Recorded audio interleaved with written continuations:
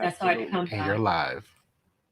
All right. Welcome to another week of Living a Rich Life, the home edition. I am your host, Rich James. Here on Living a Rich Life talk show, we intend to inform, inspire, and remind each other the importance of living a rich life through the principles of our network. Those principles are good health, strong relationships, financial freedom, goals and achievement, extraordinary experiences, and of course, philanthropy. Today's lineup includes a special guest that is extraordinary in every sense of the word, and featured guests that are ready to take the music industry to a different level with an amazing sound. So, with that being said, as I like to say, let's talk about it. Today, our special guest is a leadership coach. She is also JHU education researcher. She is an amazing advocate and philanthropist. Please welcome the lovely Miss Lanise Stevenson. Welcome.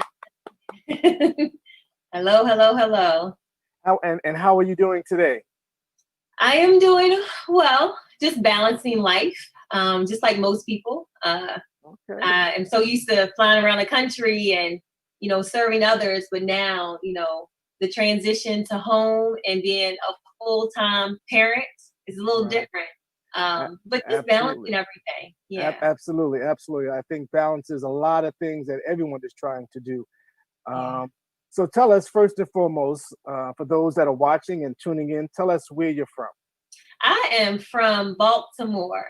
I try to say it like Baltimore.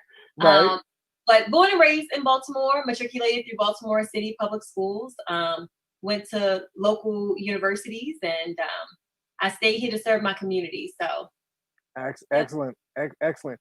So, you know, Baltimore sometimes has a negative stigmatism to it. So tell us what it was like growing up here in Baltimore for you. Whew. My story is actually a little different than a lot of people. My mom and dad, I was born to parents who were married. And, I was very fortunate initially. But when I was 5, my mom and dad got divorced. And my mom and dad had lost their parents by the time they graduated from high school. But they lived two totally, different lives. My dad grew up when his parents died, he had an inheritance. So he was wealthy. My mom, the complete opposite, right? She came from a single mom who was mixed, so she appeared white, and Okay. she grew up on the same street where my dad's family owned businesses, and so that kind of gets you to understand who my parents were. And so I grew up with these paradoxical ideals. My dad is saying, let's do this, you can do this. And my mom's like, nope, let's stay grounded. And my mom was interestingly valedictorian of her class, but because of her circumstances, she was denied access to college because no one, really helped to guide her. And so Okay. when I think of those, just situations with my parents, it just really starts to show the inequities that were even persistent back when they were younger. So, Right. yeah. So kind of almost, a product, and I put my air quotes, product of your environment, so to speak, but Yeah. not so much to speak. Oh, Yeah. okay. Interesting. And I didn't know that. So this is going to be even more It's going to be interesting for great. me, I think. Yes, yes, absolutely. So coming from Baltimore, what were some of the major challenges that you did encounter, and how did you overcome those? So, it's a double-edged sword because coming from Baltimore, people expect you to be a certain way, right? Most of the time, people knew me and knew enough about me as a individual. And when they found out I was from Baltimore, they'd be like, "You, you sure you're not really from Baltimore?" I'm like, no. North and Smallwood. I'm from Baltimore, right? Right. And even some of my friends, who I matriculated, to high school with. I went to Western, they went to Poly. Some of the guys were like, you're not really from Baltimore. And I'm like, no, Right. I mean, Right. I've seen some things. I think I had some adverse childhood experiences. But my parents did what they were supposed to do to make sure that we could heal from those experiences. But then, So I went to Western High School, and then I went to Very Morgan. good school, to what I understand. Oh, it's an excellent, only the Right. best school. And then Um, Morgan State, I heard, which Morgan I State, am an alumni of Morgan yes, State as well. pre-med degree there, and I went to Towson. And Okay. once I went from Morgan to Towson to McDaniel to Hopkins, as I matriculated through each of those institutions, the way in which they perceived me, and Mhm. as a result of their perception of me, the way they created environments that either supported me or truly acted as barriers for me is very telling, and it is so connected to my why. Okay. As a Hopkins researcher, um, I am studying how perceptions of belonging impact students and their Mm. achievement, their motivation, their engagement. And I've even connected it to employee engagement, self-efficacy. And so I want to just break that down real quick because it's very simple. It sounds more complex than it is. When you walk into, let's say, the bank, Okay. when you walk in, within milliseconds, you have already kind of scanned the environment. And based on how people are looking at you or your perception of people looking at you, how you have experienced that environment before, so those negative stereotypes that you may have experienced, all of that is happening in milliseconds. And you now have perceived whether you are going to be respected, Mhm. whether you're going to be accepted, whether you're going to be cared for and valued as an asset in that environment. And if you do not feel that you're going to be valued, accepted, respected, and cared for, you automatically, your prefrontal cortex is where like your critical thinking, your adult kind of thinking comes from. Mhm. Your amygdala is your emotional center, right? When your amygdala is hijacked, this is what we call it, then your thinking stops. And this applies to your life. So when you get upset and you start, you're not thinking anymore, right? And so all of that is happening within milliseconds. And what I'm really studying is how, number one, that it actually happens every day for Black and Brown kids when they walk into a learning environment. Okay. But then, secondly, I want to be able to strongly connect how it impacts how they're engaged in school, how they're motivated, and then how they achieve academically, because I don't believe that there's truly an achievement gap. I believe that there's a belonging gap because belonging precedes achievement. That's interesting, and I swear I've never even heard of it come from that perspective, and I think that's something, a learning material for myself, just to how I think we definitely have to continue, and I want to get engaged in a more thorough conversation, so I can definitely say more to come to that. I think it makes sense though. If you feel like you have a sense of belonging, you're more inclined to produce more, or move better in certain. Is that probably a safe assumption? Absolutely. And these are universal needs. So whether you have your social group, if you're not feeling like you belong in your social group, you're going to do everything. You're only motivated to get that sense of belonging. So you're willing to do anything. So when we talk about kids who join gangs, why they do that, or engage in antisocial behaviors, it's all about they're not getting those basic needs met. Okay. And it's ironic. I want to point this out before we get into the next question. My featured guest later on, they have a song entitled "You Belong Here." How Really? how ironic is that? If That you was have divine. if you have not heard it, I encourage you to go to my link, click Mhm. on the link, and you'll see it right there. Okay. Sunny Cow, and then as well as watch. But it's an amazing video. It's recent, and I definitely encourage you to look at that. And it's titled "You Belong Here." That's ironic. Wow. Um, so what did you originally want to do? You know, was this really what you're doing now in terms of doing this research? Is this something Good that you wanted question. to do right off the bat? So, yes and no, right? Okay. Yes, because I was able to quickly see educational inequities that were not race based, which is Okay. very interesting. Yes. I was a gifted and talented student. My community best friend, who lived right across the street, was not labeled. And so even though we went into the same school every single day, our trajectories were completely different because of one decision that the school made to put me in advanced academics classes, and that they kept me there throughout my elementary, middle, and high school years. And she had to go to, your zone schools and this and that. We had the same aspirations. I wanted to become a genetic engineer to find a cure for my brother's disease. He succumbed to cystic fibrosis. She wanted to go into the medical field as well.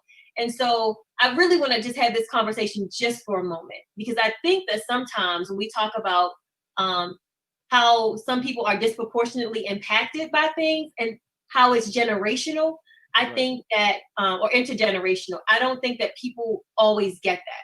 So because I was able to get to the best schools and get in my career at 21, and I was in my entry level position. So I was already making $50,000 back in 1990, like 1999, 2000.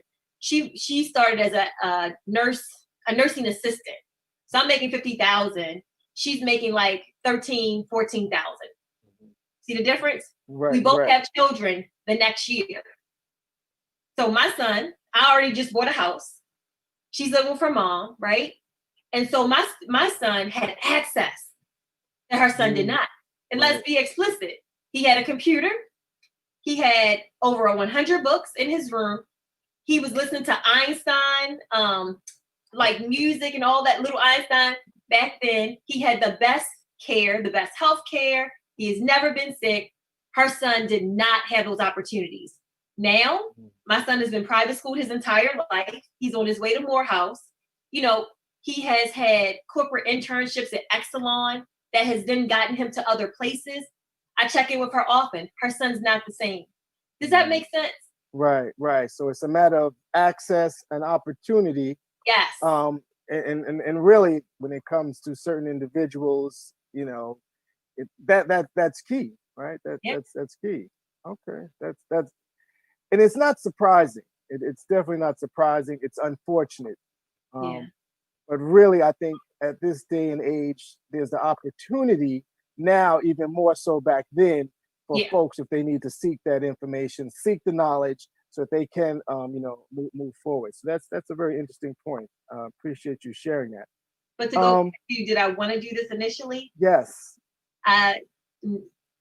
Yes and no. So I, of course, like I said, wanted to go into the medical field, but things happened to me when I was in my senior year of college, and it really changed the how I perceived life, period. And it was an imperfect, perfect moment. My son was born from a sexual assault. And so from that, I was able to completely take a step back, process. And, for a lot of people, they're like, oh my gosh, that's so sad. I mean, I've seen the full circle of it. And it was such a blessing in that experience. Should that have happened? Absolutely not. But it really helped me to understand some of the pain and hurt that people go through and need to be supported in their early years. And so it made me really want to go and help youth early on. Okay. And so, yeah. So again, for those watching, we have Lanise Stevenson, and she is, again, a JHU education researcher, leadership coach, advocate, and philanthropist. We do have a question, because they think, so someone asked the question, do you consider that to be privilege when you have, against the basic needs must be met, as we understand, but immediately having that difference with your friend, it created a wealth gap. I mean, initially she started 13 and you started 50. Do you consider that to be privilege? It's not privilege in the normal way of thinking of things. It's an inequity, because the school unintentionally created an inequity. They chose me. They did not choose her. And as a result, it was a self-fulfilling prophecy for both of us. They said, you're going to be smart, you're going to be successful. And they made sure that I was successful. Right. They didn't say that to her. And so it was, and I see it. I mean, I was an administrator and a teacher in school for almost 20 years before I left to work on the system. And so I saw it every single day. Teachers already had a perception of students, and it was a self-fulfilling prophecy. And I would challenge my teachers to encounter their thoughts and then question their thoughts and then consider how their thoughts impacted their actions and then impacted students.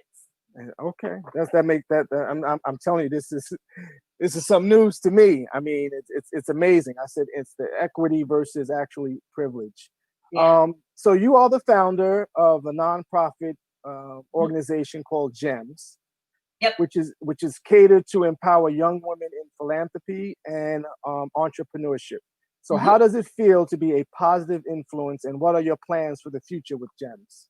Oh man, I absolutely love GEMS. They always say that you either create programs that support people who are where you are or people who where you were. And for me, GEMS was all about providing the same opportunities to young girls in their most vulnerable state, the same opportunities that I had. Because I told you my dad, he was wealthy and he had a lot of businesses. So I grew up in business. And so a lot of the lessons that I learned along the way about how to treat money, what that really means, how to start businesses. My dad would take me down to State Department of Assessment and Taxation and have me start the business, write up the paperwork. And I just stood, by his side to learn business. I recognize that a lot of children have a lot of potential. They have dreams that are unmet, right? And so to be able to leverage knowledge, my social network, to support them, and then to actually teach them how to build wealth themselves. And so I taught them marketing, design, and what I focused on with them, the philanthropic part and the community engagement part is all about sending positive messages into their community. So they developed T-shirts, bumper stickers, like a social media campaign, sending all of these positive messages to girls like them. And so they would sell keychains with the messages, like I'm looking at one right now. You are perfectly flawed. Be classy, be beautiful, be you. Always think positive, believe in yourself, believe in others, stay motivated. My favorite is you're worth more than your designer bag. You are valuable. And so seeing that they designed these and that they led, this wound up expanding to them leading their peer groups, really being seen as leaders. And so my first cohort of girls are now in college, and a lot of them have hit me up to, still be involved with the middle school girls. And so what I plan to do, because I love leaving a legacy, is to be able to leave that to them to continue. So very, very nice.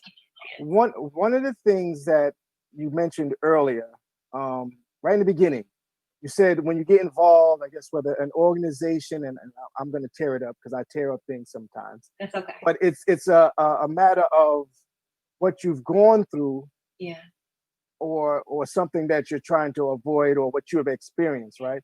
And I think that's very, to me, it's very engaging, because the whole premise of living a rich life, it did result of some of my bad habits. It resulted of taking better care of my body. Again, those 6 principles, and I knew that really, but for actually to put it to words when it comes to organizations and what they're really about, it's definitely amazing to me. So I thank you for sharing that and kind of opening my eyes. Right? Absolutely. Yeah. So can you share a defining moment that one or several of your young ladies, women you serve, made you feel good, or on your purpose for creating GEMS? Share us a moment when you was just like, those are my girls. You know what I mean? So, sometimes you have to deposit in the tank to reap the benefits later, right? Absolutely. So, I like that. Sometimes you have to deposit in the tank to reap the benefits. Reap the benefits later. And so I remember my girls, I started with them in 6th grade. And, in middle school, you're just so insecure with yourself. Every day you check in the mirror to make sure that, am I pretty? Am I good enough? You're doing all these things, right? And so your mind is just so focused on those things that you can't even engage in self-reflection very well. So I kind of held a cognitive load for them, and we would have conversations. So I would bring up, how are you feeling? This and that. And so years and years went by. Still, kept in contact with all the girls. They would typically stay with me for the 3 years they were in middle school. And I wound up seeing a few of my girls over the summer of their junior year in high school. Okay. I didn't, first of all, you kind of look a little weird in middle school. So when you get to high school, you're blossoming, your face changes. So I didn't, how you see someone, you're like, I know who that is. Right. And so one of my girls, Michaela, she said, Miss Stevenson, oh my gosh. Let me tell you, she sat there. I was actually trying to get some lunch. She worked at the, at the location, and she just spoke to my heart. She said, Miss Stevenson, you have no idea what I was going through, because from looking, from the outside, her life looked perfect. Right. I mean, completely perfect. And she told me about the struggles of her wanting to kill herself, and how gyms really kept her going. The sisterhood that was created, which is the same sisterhood that I had at Western High School. So it's nothing new, right? Mm-hmm. And how she kept all the pictures and everything that we used. And then I had an affirmation book for them that they actually composed together. And then I had it, sent to print.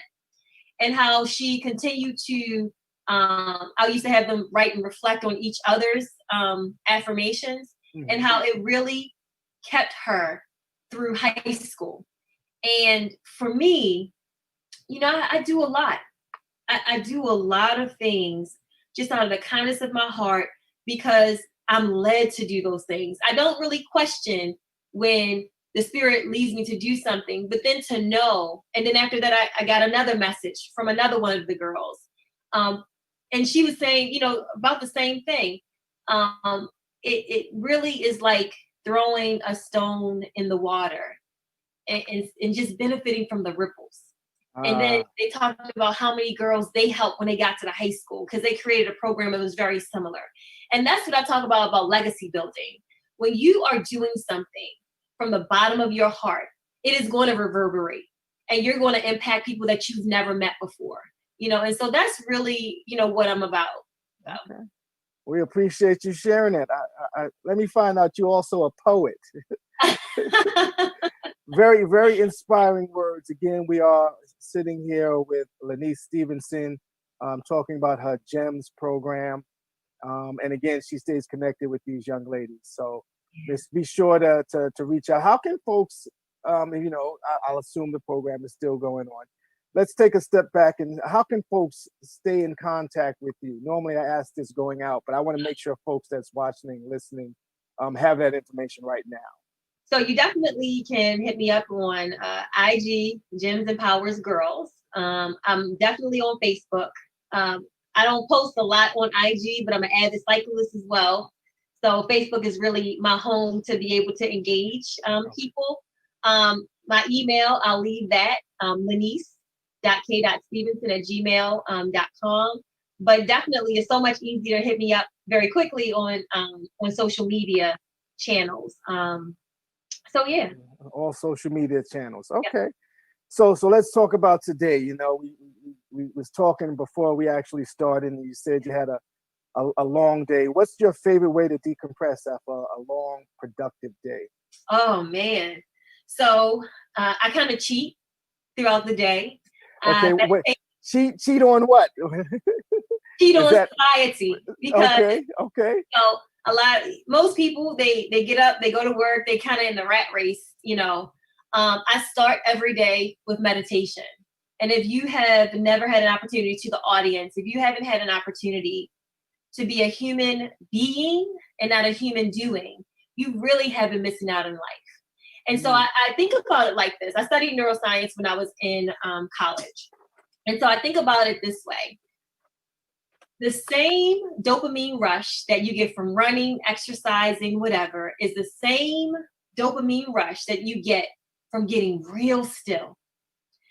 And I practice yoga and I cycle. So every single morning I'm up around 6 o'clock and I go for a ride between 12 and 20 miles. And I engage other people in the rides.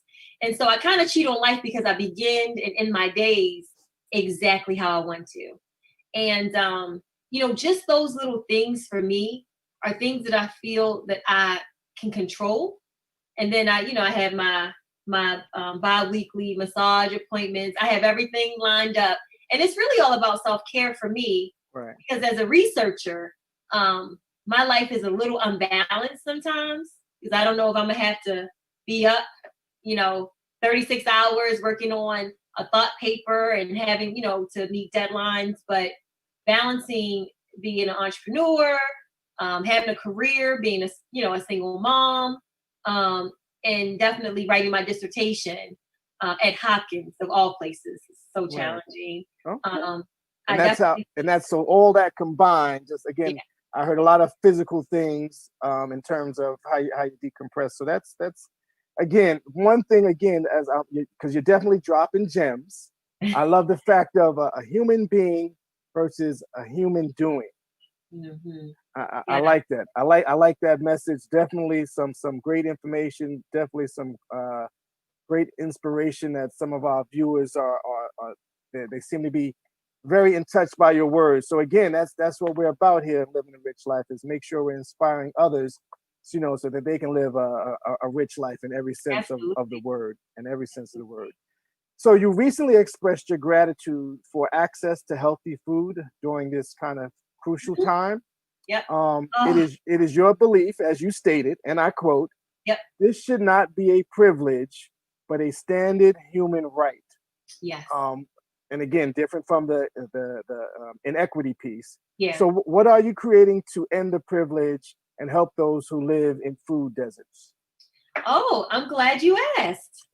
So I sit on the sustainability. Well, first of all, shout out to Hopkins, because Hopkins has done your girl right. They gave me more scholarship money. I mean, they have really supported me along the way, and they've given me the red carpet treatment. And so when I first got to Hopkins, I was asked to be on a few different leadership councils. And people think that's big stuff, and I guess it is. But I asked them, I said, "You sure you want me? Because I'm not going to be the token." Mm-hmm. And so one of the leadership councils that I sit on is the Sustainability Leadership Council. And when I first was asked by Peter Winch, I said, "Peter, I'm not about these games." That's how I talk to them. And I said, "I'm all about environmental justice. If we're not talking about what we're doing for Baltimore, we're not talking. I'm not doing this because it's going to require extra work." And so he said, no, I need you there because I need you to say those things, right? Mm. And so it took me an entire year, which doesn't sound like a long time, but with every single meeting I would attend, whichever subgroups I was in, I was still, anytime they called me, I would say, "So what are we doing about the food deserts? Hopkins owns Baltimore. How are we giving back to the city that we consider intervention city? We're making all this money off of the research that we're doing in Baltimore, but what are we doing to give back?" Right. And so I guess they got tired of me talking about it.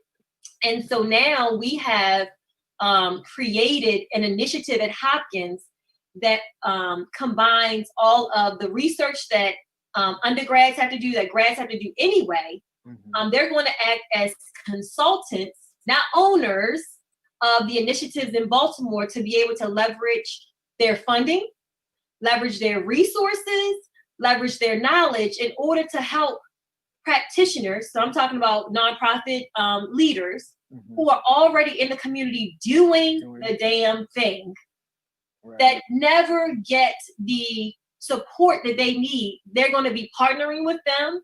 And the good thing is that I'll be on the subcommittee evaluating our efforts. Okay. So in September, we are hosting a town hall and a couple of different events. My priority there was to make sure that people like Farmer Nell, like the Farm Collective, like people who are out here wanting Nance, that are the Food Project, I can just name them again and again, right. That we have them and use them as experts and then support them. So you don't just come and you get on a panel and you get all of that. No. We're going to partner with you to support you, but not put Hopkins' name on it, because I talked about that too. We do that a lot. So it's a call of action, so to speak, right? Absolutely. As well, right? We're not just going to have a panel, have names, but we actually want to see, you got to execute. Nope. Yep. I just don't, I don't have time for that. I could be doing some other things. I won't have my name attached to anything that's not going to be actionable. I know that's right. There's a song. Ain't nobody got time for that. Ain't nobody got time. Exactly. Right. I know a little something. Yes. Someone chimed in and said, "Oh, that's a gem, human doing." Yes, that it is. Again, we're here with special guest Lanise Stevenson, and she's definitely dropping some gems here on Living a Rich Life. So you not too long ago. So I got a question here that is kind of during this COVID-19. So as a result of COVID-19, has the mission of your education company to increase the minority representation in the Ivy League pipeline, has that changed? Woo! I am experiencing what we call cognitive dissonance right now about that. What I mean by cognitive dissonance is the uneasy experience that you get when you are encountering new information and, kind of putting up a mirror to your assumptions and your initial ideas.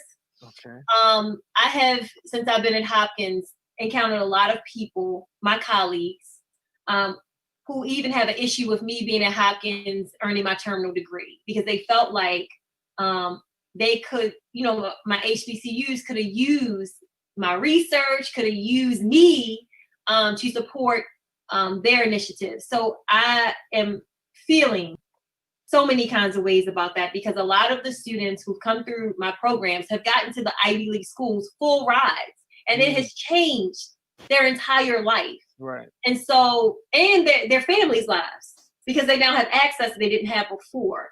And so yes, I think, and I am a supporter of every single young man who's deciding not to go to a D1 private white school or public white school and take all of their talent to HBCUs, because I think that I know that nobody is supporting HBCUs the way they should be. And I'm talking about nobody as in the systems, right?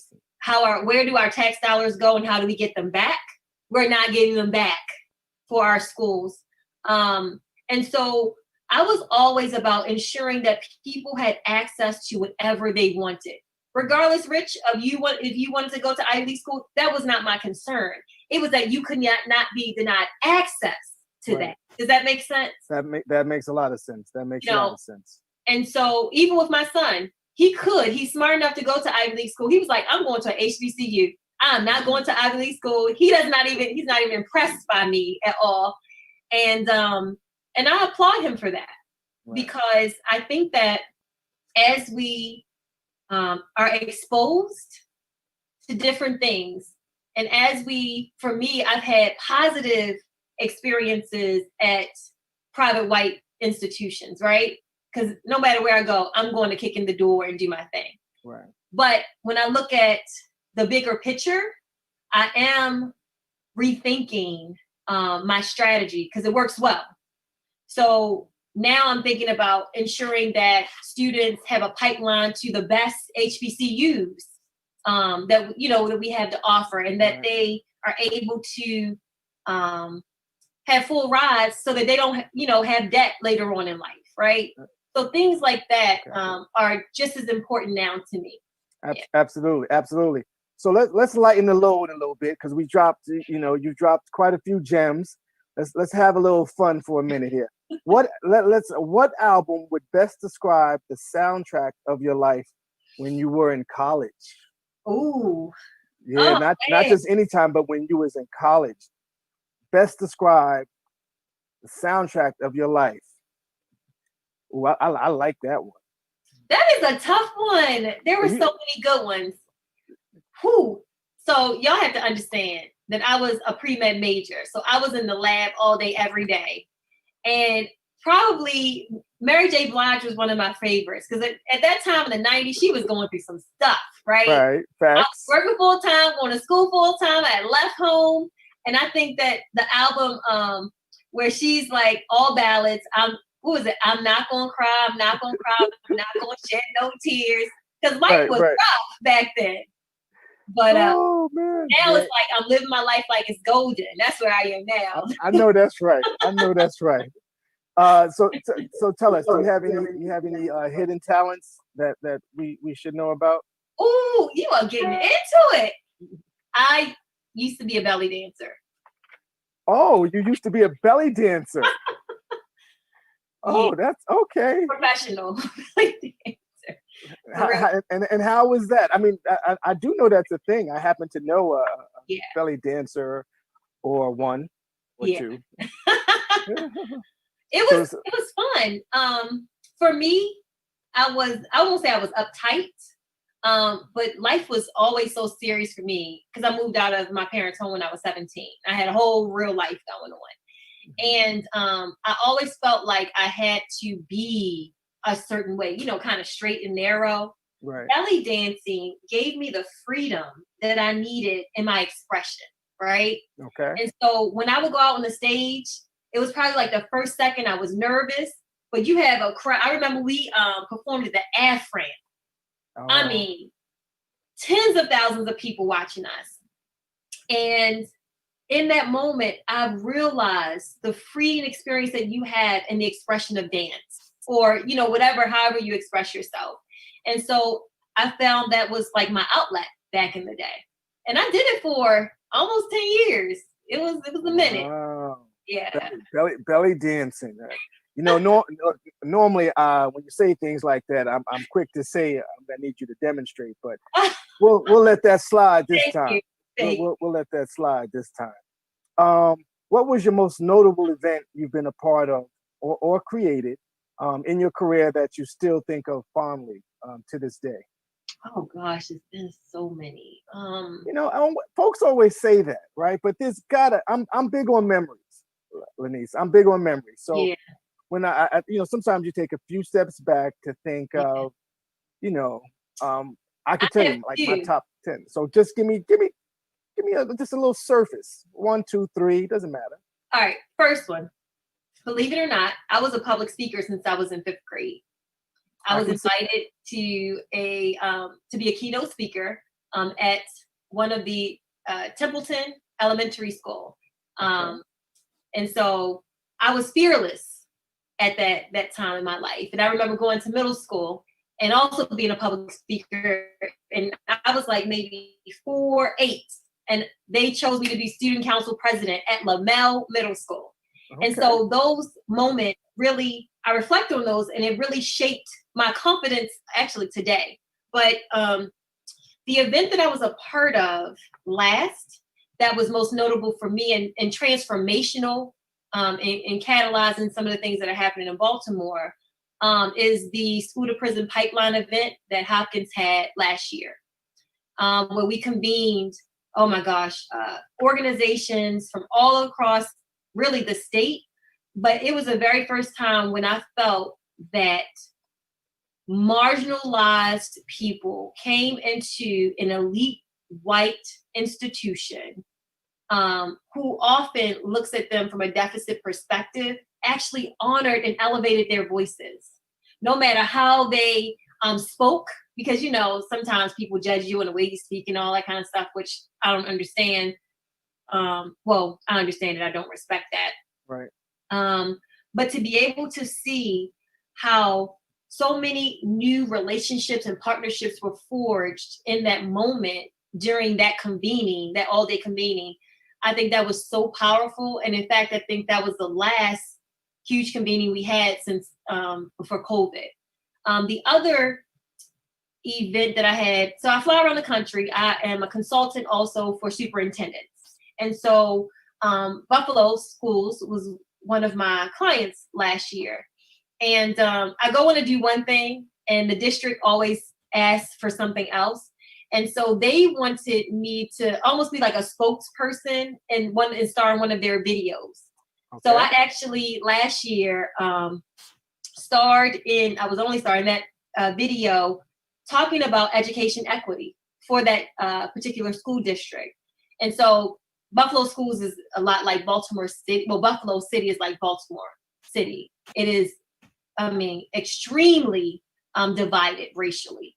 And so to be able to speak truth to power and have an institution that is an arm of the state that is inherently racist elevate my platform and my voice, oh man, it was so rewarding. So yeah. Very, very nice. There's never enough time. I could always say that when I have interesting guests like yourself. There's always never enough time.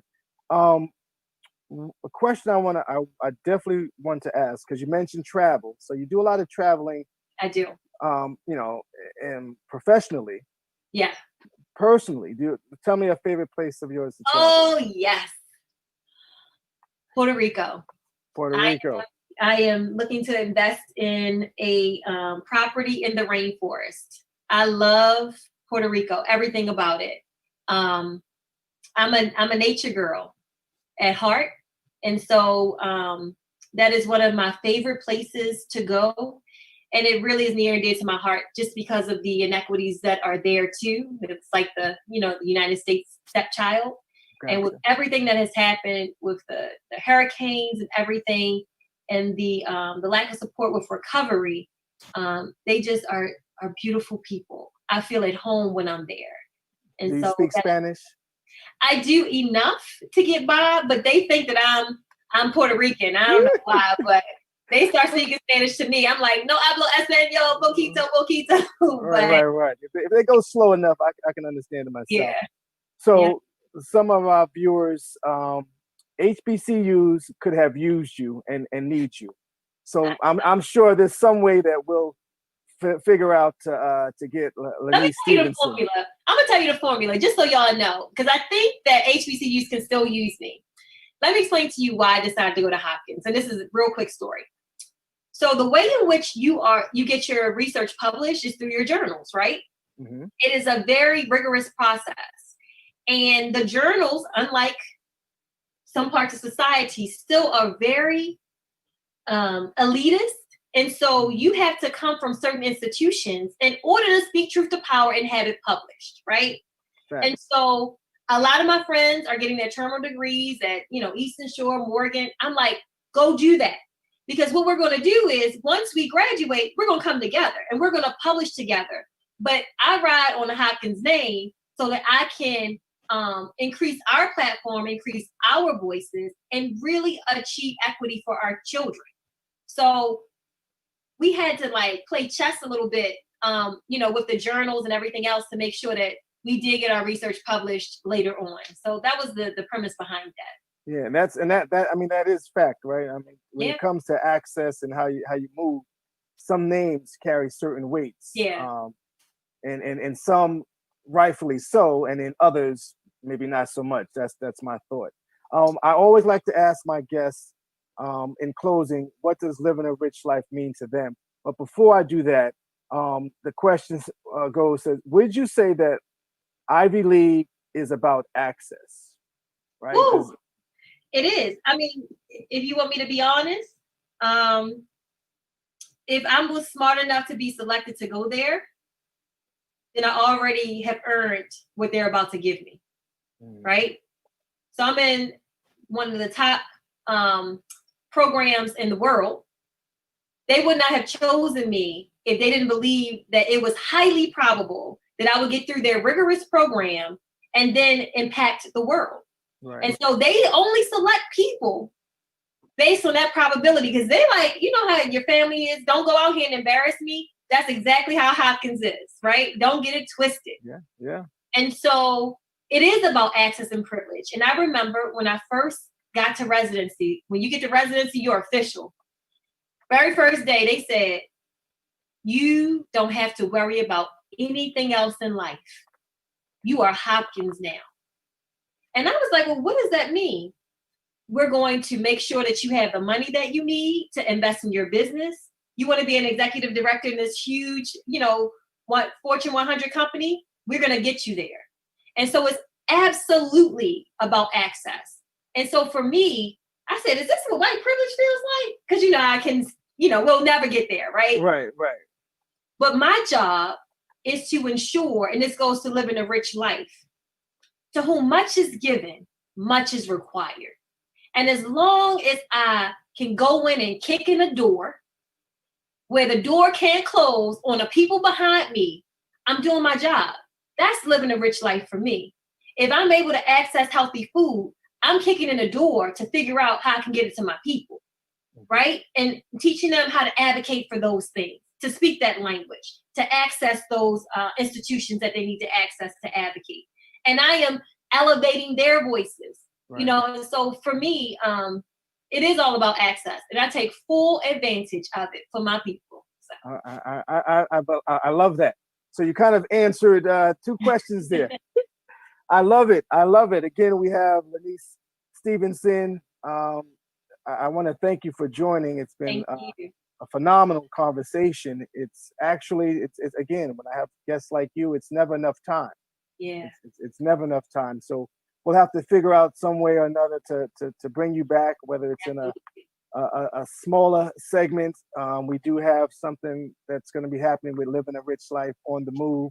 Okay. And again, a lot of folks that like to travel like yourself, we kind of talk about a lot of different things. So I definitely look forward to having you back on the show again, whether in the same capacity here at beexposedradio.com, the best station there is. Forget what you've heard. We have some of the best staff, and there's nothing like it. I do want to hit you with one more question before we go. Okay. And it's again during this time of COVID. So how have you been holding up? With the state closing and reopening. What are you going to do when things kind of do I dare say get back to normal? We'll never go back. So I need everybody to hear that. We have a new normal. We're never going back to that. It's gone. Right, you're in a whole new era, right? For me, I focus on what I can do. I don't focus on what I can't do, because our thoughts right now, today, control what our future will look like, right? And so I am extremely grateful for every moment that I have, and I really focus on what I can do with what I have right now. So, I love on my family differently, because when I was traveling from city to city, I would be rushing back on a Friday to make sure I got to, my son's games. I would be like literally jumping off of a flight. Being able to be still and like see my son, he's 17, see him grow up for the last, few years is what I absolutely needed. Absolutely. I felt like I needed all those other things. No, I needed this. Needed the world. I'm grateful for that. Yeah, needed the world to stop in order to see everything. So, Lanise, again, I want to thank you. It's been a privilege to sit down and talk with you.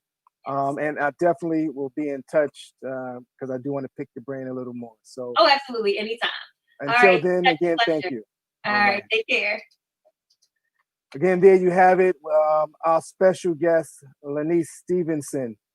Phenomenal woman, a phenomenal individual, and going to see a lot of great things. So let's keep living a rich life going here on beexposedradio.com.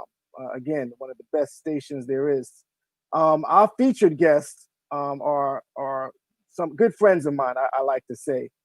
First and foremost, she is a Baltimore-based singer, songwriter, and musician. And he is a Baltimore-based DJ and producer extraordinaire. They recently completed a stunning and powerful video titled "You Belong Here," something, again, our special guest just mentioned. Please welcome the talented and gifted Sonny Cowell and Neil Paul. Hello. Thank you. Hello. Thank you. Hey, Sonny. Hey, Rich. Hello there. Thank you both for joining.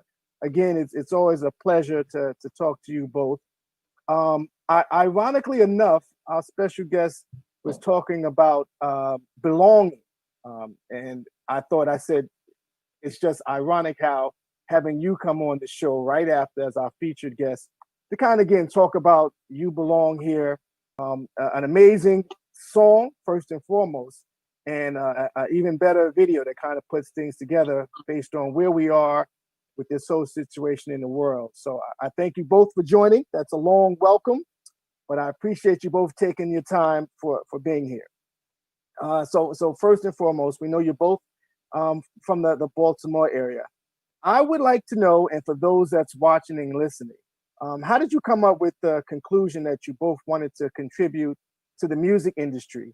And what age did you know that you wanted to do that at? So, ladies first, Sunny, please tell us, how did you know you wanted to contribute to the music industry? So I think I knew at about 5 years old that I wanted to contribute to the music industry. Because as you know, I grew up in a music family. You know, my dad's a talented jazz pianist, and you know, my mom was his manager the entire time. So I just kind of grew up in that world. And really writing music came very easily for me at a very young age. Like I said, just growing up in the household of a composer, it was, you know, it was normal to write songs, you know, at the drop of a hat. So I wrote my first tune when I was 5 years old, actually, and then my dad put it on one of his albums. He arranged it and, you know, changed it, you know, basically for a jazz quartet, and then put it on one of his albums. So I've literally been writing music since I was 5. And, you know, eventually I realized I was more of an academic person, so I wanted to become a lawyer, but I still wanted to keep music in my life. And I just knew that I always had to have a place in the music industry as well. Some form of fashion. I can respect that. Neil, please, when did you know that you wanted to contribute to the music industry, and what age was that? You're going to be 5 years old? 5 is when I started playing piano, but I wouldn't say at that point I knew that that's what I wanted my life to be. I would say at 12, when I started playing guitar, like I had this dream of being a rock star, but it just seemed completely insurmountable. It just seemed like it was just a dream. Mm-hmm. It was when I was 19 years old and I like formed my first little like rock trio, and I actually sang as a frontman for the first time with the guitar, and we got this incredible crowd reaction. It was just going to be a one-time thing for fun, and we got this incredible crowd reaction, and I just gave it my all as if it was like the only time I would ever do this in my life. And at that moment, I was like, you know what? This is possible, and this is what I want to do with my life. But yeah, then like the real world crept in. But I would say, yeah, that was that key pivotal moment. So is it? Let me ask you both this question here. So when it comes to the reaction, the crowd reaction, do you, as an entertainer, as a musician, and putting all that stuff together, is that something that you feed off of the crowd reaction? You get your fans, how you did the video, just the good energy. Is that something that as a musician, producer, songwriter that you appreciate and feed off of? Sunny? Yeah, absolutely. I know, at least like when I'm performing, the crowd reaction is really important, because even if I think I'm doing well, or I'm enjoying myself, it's really the crowd reaction that makes me keep going. And I'm like, okay, good. People actually want to hear this, because otherwise, I mean, I feel like music is kind of just a selfish act, right? If you're not going off of what the crowd wants or what they're asking for. So yeah, that's important. I don't know about the video, but we had some great reactions, within the video too. And I think that's why the video's so awesome, is because, we just fed off the energy of all the people there. Yeah. Yeah, well said, Sonny. I think, yeah, in that video, having the crowd and simulating like a live concert, like allowed us to, that's what we wanted to go for. And that really fed into the energy of the video, and really the symbolism and meaning of the video. And I would say from personal experience, especially as a DJ, when you're playing other people's music most of the time, and you're navigating different genres, in the case of a lot of the places I do, I mean, that crowd is really giving you everything. It's really, without the crowd, I wouldn't, sure, I could like do my own thing. And sometimes that's a good thing, like especially in like a lounge or a restaurant where it's more of like a vibe that you're trying to set. But if you're trying to get a crowd really dancing and flowing and jumping up and down, you need to feed off that energy, because no two shows are the same, no two crowds are the same. Right. Absolutely. I think when it comes to that whole entertainment thing, one of the things that I do feed off the energy of others to try to inspire and things of that nature. Because there are some days when I'll be like, just I'm doing this. Yes, things are going well, but at the end of the day, sometimes it's just I don't want to do it. Right? You don't want to sing a song, but the fact that you're sharing that gift, and we thank you for sharing your gifts with us here on the network as well as in the area. So let's talk about You Belong Here. I want to talk about this in depth. So how did you prepare mentally and emotionally for sending the message of unity and community within the music industry, especially in a time where we're so desperate for it? I mean, I have to say I listened to the video, I listened to the song, I watched the video probably more than I've done since it came out, because it came out when again? When did it actually come out? It came out, yeah, it came out like the weekend before the pandemic. Yeah. It was like, in a way, the worst possible timing for us.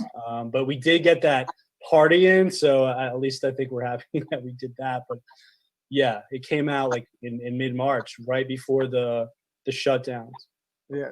So how did that mentally, what was your thoughts and just in preparing, right? Because you didn't know this pandemic was coming, like the government did, but that's a whole nother story.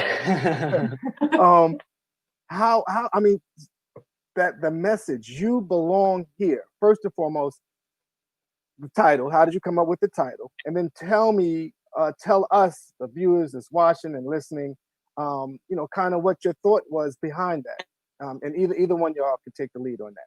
Sure, I'll kick this off. I think I remember vividly, actually, Sonny and I were at Creative Labs, the same place we had filmed the video. I had a studio there. We were kind of, had some basic chords, and we were just talking about our experiences at the moment. And at that moment, I know I was talking about my relationship with Baltimore and growing up here, but kind of wanting, in a way, to possibly leave, to possibly go somewhere else, go somewhere like where flashier lights, like in LA or New York or Europe, but kind of still feeling this like obligation and duty and love and fulfillment from contributing to the Baltimore music scene. And I think through that, we had just talked about our experiences of feeling of just belonging and groups and cliques and just kind of the way, all of that kind of stuff. And a lot of that happens. A lot of that happens here. Yeah, and just like kind of the separation that occurs between groups and people in society. So we kind of got into that and just kind of wanted to create this sense of belonging that we wanted both, I think, to build a community. Shortly after that session, we had and Heidi, who represents both of us in ways, Heidi Klotzman from Hide and Seek Entertainment. She had put on some music industry networking events, and yeah, that like felt right. We felt like we wanted to help that, because the more that we can come together as artists, the more we can learn from each other. And I think that really fed into the ethos of the song. Right. Sonny, you want to add anything to that perspective? Sure, yeah. I think also by talking to each other, we realize that there's this idea in Baltimore that the community doesn't really support its own artists. So we were talking about how really popular DJs or musicians come from out of town, and they're able to book these really big shows at like Ram's Head or like Pier 6 or whatever, and people are all excited because they're not Baltimore artists. They're like, oh yeah, they're so great, they're from out of town. But we have so much talent in Baltimore, and people just don't really support their musicians here, or that's at least how we felt. And we knew a lot of people that felt the same way. So really, I think we were just thinking about artists belonging. And then as we wrote the song, we realized, wait a minute, this applies to probably everybody. Probably everybody has felt like they didn't belong, at one point or another. Okay. And then we went from there. Yeah, well, definitely the title fits. And just so that you know, Be Exposed Radio, we feel that you belong here, right where you are. So just to be clear, and we will expose you and for all the talents that you have. And again, we're working on some things so that you know. But again, that's definitely a good message. You belong here. I do know that my executive producer, Monty, here at Be Exposed Radio, we wanted to queue up the actual video, but I know we was having some technical challenges. But again, for those again watching, we have Neil Paul, Sonny Cowell.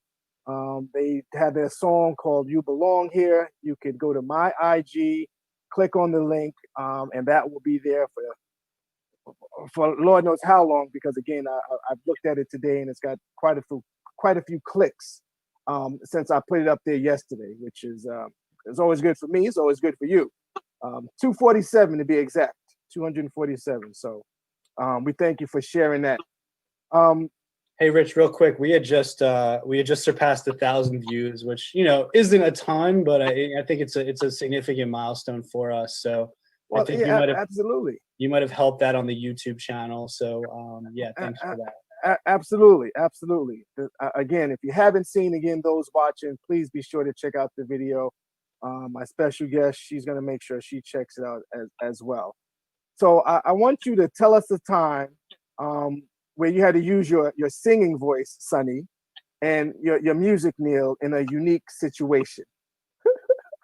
I don't know who you're looking at, right? So, Sonny, tell us a time when you had to use your singing voice. Okay, well, I guess it's unique. It's in an unexpected situation, I would say. So when I first graduated from law school, I actually worked for a judge in Delaware for a year. And so he was a very eclectic judge. He actually wrote musicals every year. And, there was a rumor that he only hired, clerks that had some sort of musical ability. So lo and behold, he asked me to sing in his musical.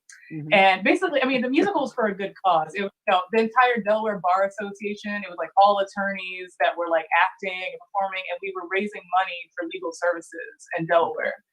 So yeah, that was probably the most like unique and like unexpected place that I used my singing voice, because I thought, well, there's a big disconnect between the law and what I do, like, music stuff. And that was the first time that it really came together. Like my two worlds collided in that moment. Nice. The singing lawyer. Okay, Neil, from a unique situation where your music had to come into play. The first thing I thought of, I was in New York City hanging out with my cousin. I have a lot of extended family in and around the New York area, and we ended up at this like apartment, and it was like a bunch of fancy people there, and there was this grand piano there, and my cousin was like, "Hey Neil, why don't you just like get on there?" And I was like scared out of my mind, and I was like, "Okay." And then I just started I put up my phone, put up some songs, and just started playing. And I started singing too. And I hadn't sang in a while. I wouldn't call singing my number one talent at all. Although, it is something I want to cultivate over time in my productions.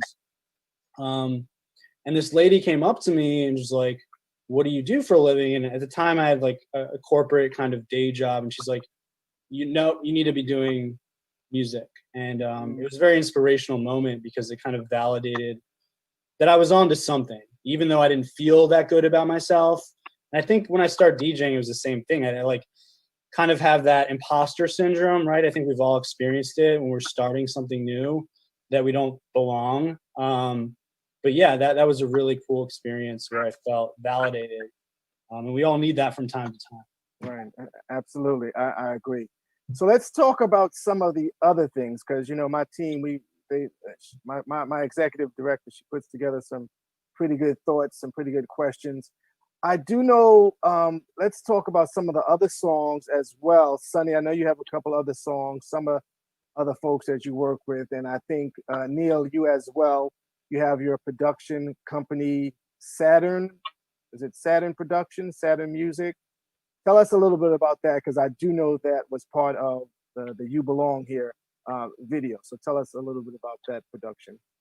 Yeah, so Saturn was an artist brand that I launched and this was the kind of debut track. And I have lots of songs in the pipeline. But since then, and since the pandemic, just kind of like changed my philosophy and perspective. And I have a new partner that I'm working with now. And we've been working with these artists virtually through a website called Sound Better, and working with artists in LA and Chicago, Nashville. So we are going to be launching a new artist brand.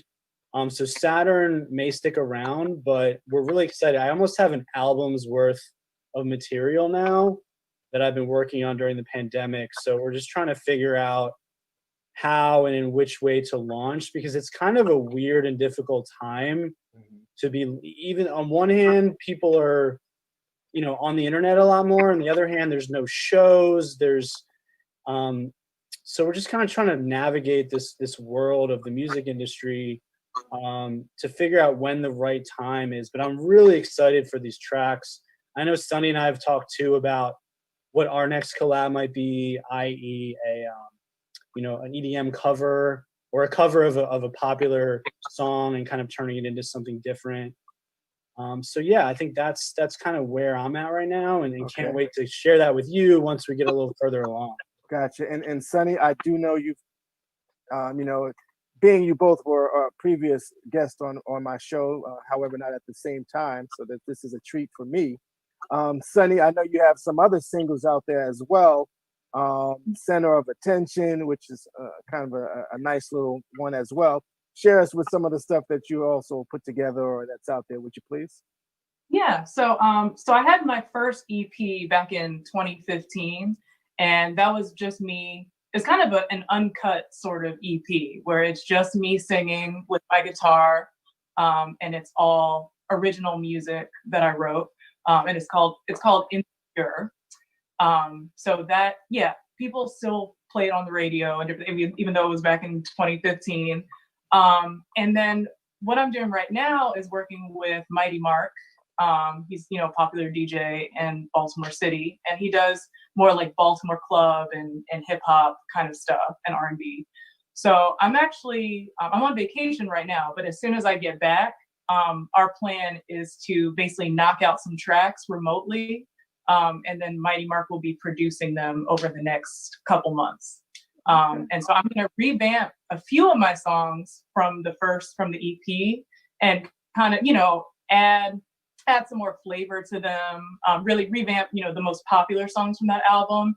And then, I have maybe like 5 or 6 new songs that I'm going to put on there. So it'll be my first full album of about 10 songs that should be available by the fall. Excellent, excellent. So again, those watching, listening, tuning in now live, as well as when we send this link out, we have Neil Paul, Sunny Cowell. We're talking all things music and entertainment, having some excellent discussion. Now we're gonna have a little fun. We're gonna have a little fun right now because I'm all about having a little fun. So you both play the guitar. This I know for a fact, as well as my people found out. So they did a little research. So who's better at playing the guitar between the both of you? And how long did it take you to learn to play? I don't pretend to be a guitarist. I literally just picked it up to play a few chords while I sing because I was sick of relying on like accompanists. So I was like, I can do this. I play a string instrument already, the viola. So it was easy to pick up. And yeah, I think I'm competent as a guitarist, but I wouldn't consider myself a guitarist. If you know what I mean. So how long did it take you, Sunny, to learn how to play a little something, even the viola? Well, viola. I mean, I started taking lessons back when I was in 8th grade. I was probably like 12 or something like that. So I've been playing the viola for a long time, and I was classically trained on that. So I can say, I'm a real violist. Like I can play in any. Yeah, I can play in an orchestra, but I can also do some cool jazz licks and hip hop stuff. But guitar, I picked up probably in just a few months when I was in college. I was just playing around and said, "Oh, okay, this is useful." And nice. I like how you said that. Yeah. Neil, how long have you been playing the guitar? gosh, like 24 years now. I picked it up when I was 12 and just kind of like learned from people. Didn't really formally learn it, but I'd been classically trained in piano, so it was a fairly easy transition in some ways. But yeah, I was really into blues rock, and the thing about blues rock, you learn like this one scale and you learn some chords, and it's really all about like the soul and the flavor of it. So, that was kind of the direction I went with the guitar playing, was doing a lot of blues rock. Okay. Question from someone. If you could attend a major music event or festival to introduce You Belong Here to the world, which one would it be and why? So again, if you could attend a major music event or festival to introduce You Belong Here to the world, which one would it be and why? That's a damn good You want me question. to take that one, Sonny? Yeah, I mean, That's a I good question. really What? like far-fetched, but I just think of like being at Coachella and just like, obviously we'd be like really popular or whatever. And, just introducing the song, because I just feel like it's a song that has a lot of energy. And it's also a song that I could see people like crying to, those EDM songs where people are like, oh my gosh, like I can relate to this Like so much. And like the song's finally playing and people are like crying in the stands and like lifting each other up and, mosh pitting and all that stuff. So I could see it at Coachella. Okay.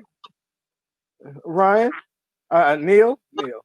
Coachella's a great choice. I would say Tomorrowland in Belgium is like the quintessential global EDM festival, and kind of what it's about in creating this world, this future world. And EDM festivals are really all about like love and togetherness.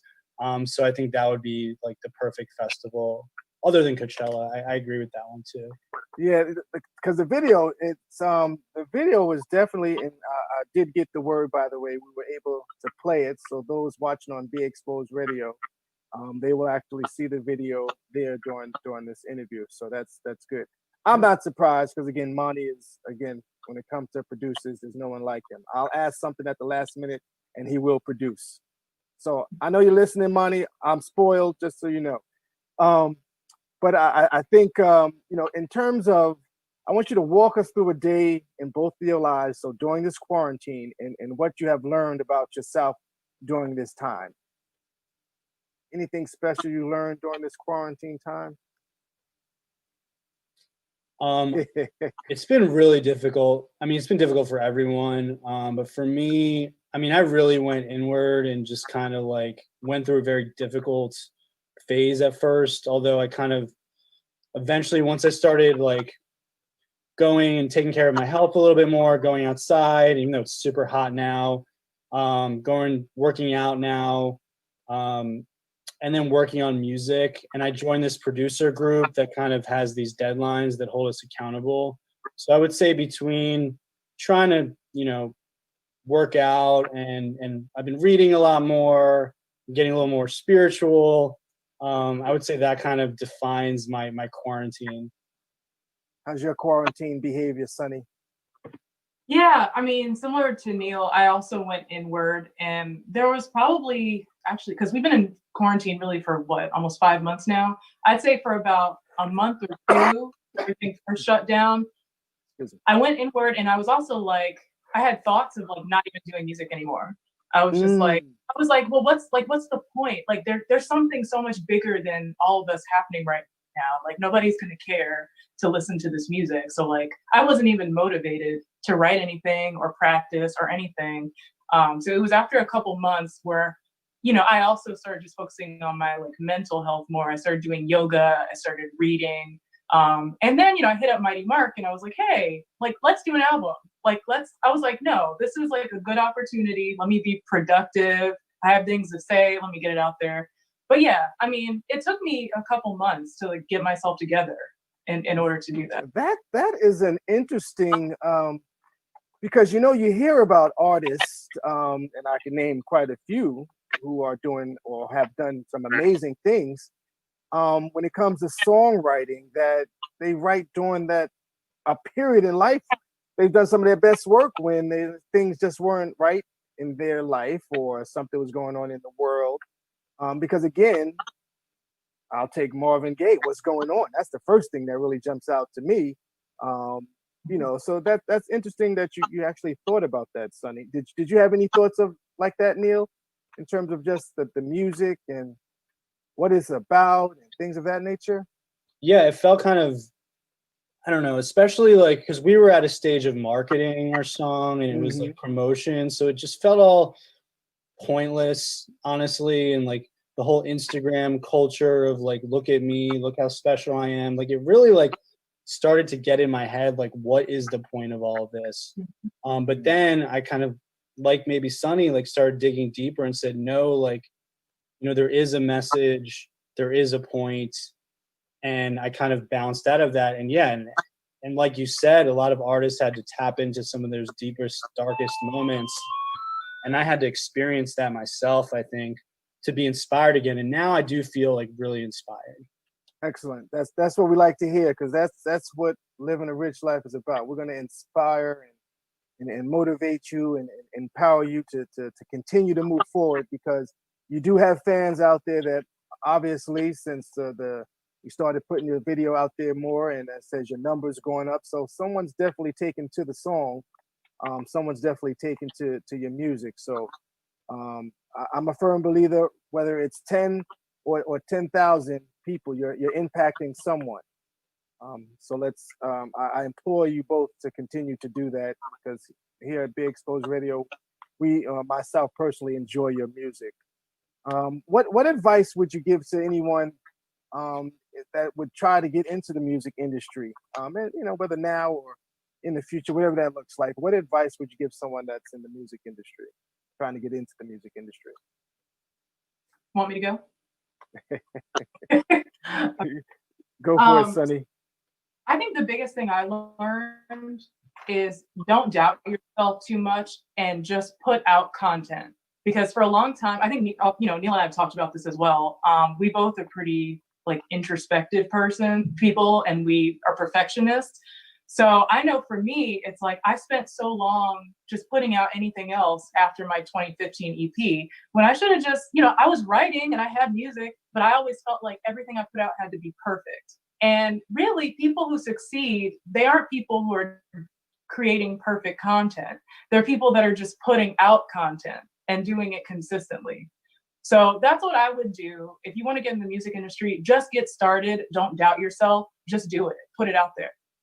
Let's do it.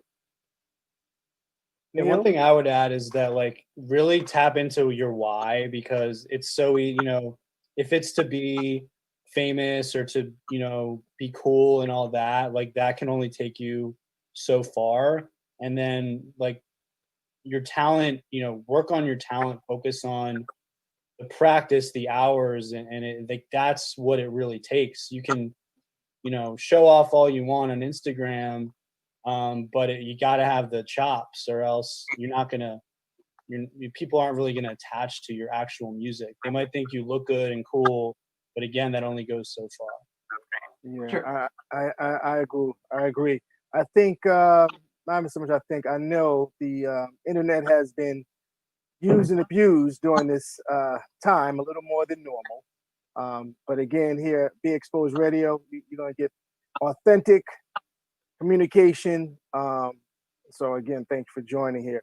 So what is your ideal lineup of musicians and artists you like to headline with or open up for? Any artist that you can see that, Neil, you like to work with, and Sonny that, you would like to headline for? I really like her and Janae Aiko. I could see myself like opening up for like any of them, or headlining with them, or collaborating with either one of them, because they both got EDM thing happening too. They got a nice little flow. Yeah. Neil, who would you any artists, musicians you would like to work with outside of the lovely and talented Sonny Cowell? I would say I would love to collaborate with The Weeknd. Absolutely love his new album and just the vibe and the variability in all the different genres that he's kind of been a part of. Also Calvin Harris, I guess, from the EDM world. Even though he's been kind of quiet as of late, you know, he's just got these classic, you know, cross-genre songs like with Rihanna. You know, Rihanna would also be an amazing collaboration. I would kind of pick those three off the top of my head. So, you know, my previous guest, we didn't get a chance. She mentioned the word legacy, which we often hear a lot in terms of legacy. What would you like the world to know about the legacy in your music? You know, as things move forward, right? When you leave music behind, or slow down, or take a step out of the music scene, what would you like the world to know about Neil Paul, Sonny Cowell? Y'all can flip a coin. Sonny. I'll go. It's okay. I would like to leave a legacy where people just really emotionally connect to my music. Because even when I write songs, I try not to write songs that are just simple, that are just about like having a good time or just like being in love. I try to write about situations that are a little more nuanced than that. And because, you know, I found that was kind of missing in the beginning when I was writing music.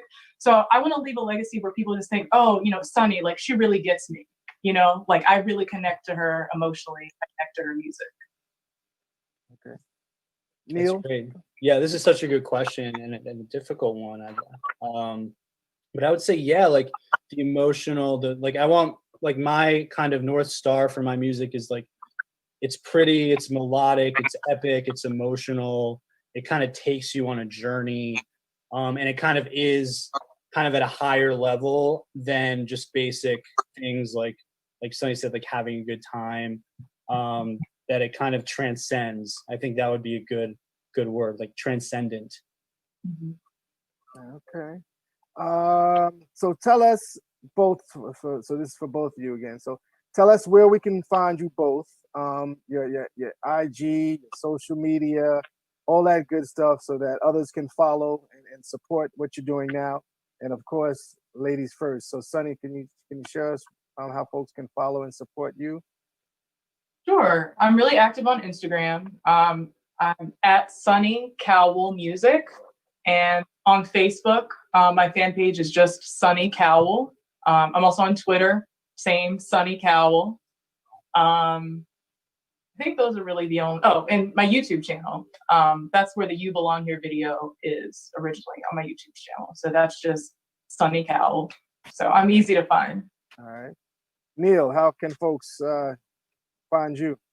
At Instagram at Neil Paul Music, NEILPAUL Music is where I'm most active. And then I'd say DJ Neil Paul on Facebook, and hopefully we'll be a lot more active soon. I know Sonny's been on me as well, but I definitely have a lot of new music that I'm working on. So I look forward to getting back in the game of the social media world. But Neil Paul Music. All right, good deal. So there you have it, Sonny Cowell and Neil Paul sharing their music information, their social media. So be sure to tune in.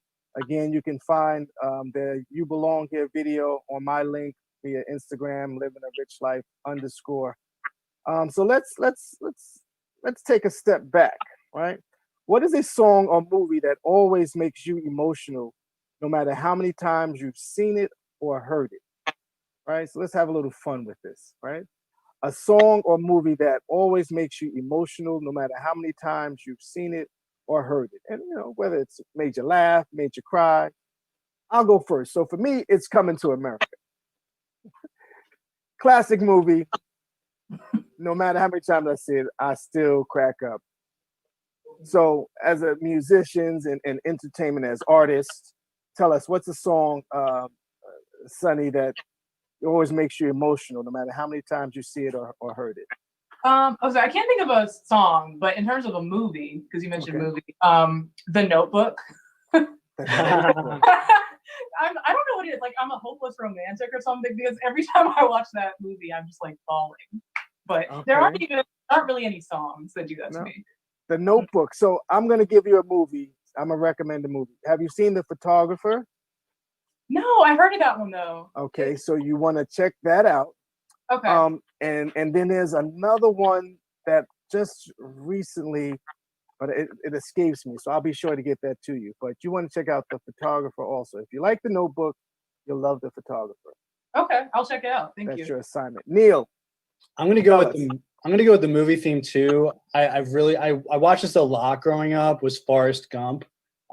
Something about he would just keep reinventing himself, and in spite of like all of he had a really low IQ, but everything that he did it with this openness, and he found success in everything that he did because he just kind of went for it. And I think that's really inspiring in being able to reinvent yourself either as an artist or a business person.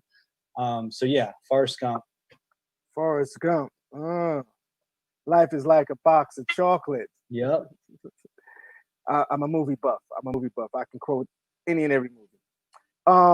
So I want to go back to, again, as we close out.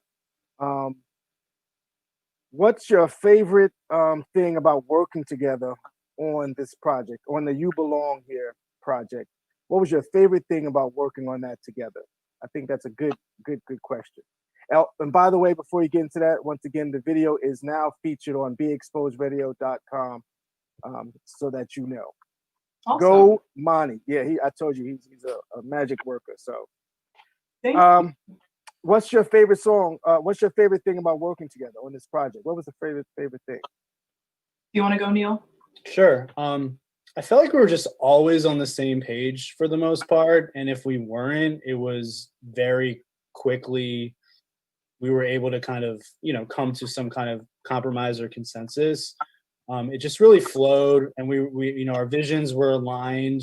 We were after the same thing in spite of being in very different, kind of coming from different places in our careers and in the genres that we represented. So yeah, it just was really smooth and easy. Yeah, I would say the same thing. It was smooth and easy, and I think the great thing is that I made a new friend. So that was very cool. Excellent. So, normally, again, I ask the question of what does living a rich life. However, we're going to improvise. And instead, I want you to tell me who or what inspires you to better yourself as we close out Living a Rich Life today. So, Neil, we'll let you go first, and then we'll allow Sunny. So who inspires you right now in terms of just to continue to better yourself and moving forward? Yeah, I think the first thing I thought of was my late father. He passed away in 2015. And I always try to kind of think about would he approve of kind of the man I'm becoming? And so constantly inspired by him. Okay. And may he rest in peace. Absolutely. I'm sure he's watching you and proud of you. Sunny. Yeah. Well, actually, it's my father as well. He's in the music industry and he's a really long career. He's 79 years old now, and he's been playing piano since he was 3. Mm-hmm. So he's taught me a lot, and just watching his career, it basically has taught me to just like stay in it for the long game. Absolutely. Essentially, like it may take you some time to do everything you want to do and to become everything you want to become as a musician. And I think that is a good way to close out this segment of Living a Rich Life Home Edition. A salute to both of your dads. They definitely raised 2 wonderful human beings, at least from my experience that I know, and no one could take that away from you, and no one could take that away from me. So I thank you for joining. It's been a wonderful experience. Again, I'm expecting a lot and more to come from Sonny Cowell and Neil Paul music. Like I can say that all together because that's just how it is. So again, thank you both for joining the show. I will be in contact once again. It was a pleasure. BeExposedRadio.com. Be sure to watch Sonny and Neil's video. Again, you can go to YouTube. You can go to my Instagram link. It will be there. We want to make sure you tune in to BeExposedRadio.com every Wednesday, Living a Rich Life. BeExposedRadio.com will have the video available for you to see. And we're expecting a lot of great things to come. And definitely thank you both for joining today. Thanks, Rich. All right. Good to see you, Sonny. Absolutely. Yeah. Oh, and congratulations, Sonny. I hear you're engaged. Yes, I'm getting married in like 2 months. So Well, Yeah. Congratulations. thank you. All right. Thank you both for joining. All right. Bye. All right. So there you have it. Another wonderful, exciting show here, Living a Rich Life. Again, I am your host, Rich James. Thank you for watching. Thank you for tuning in. Until next week, BeExposedRadio.com, the only station where we'll inspire and lift you and inform. Till next week. Thanks.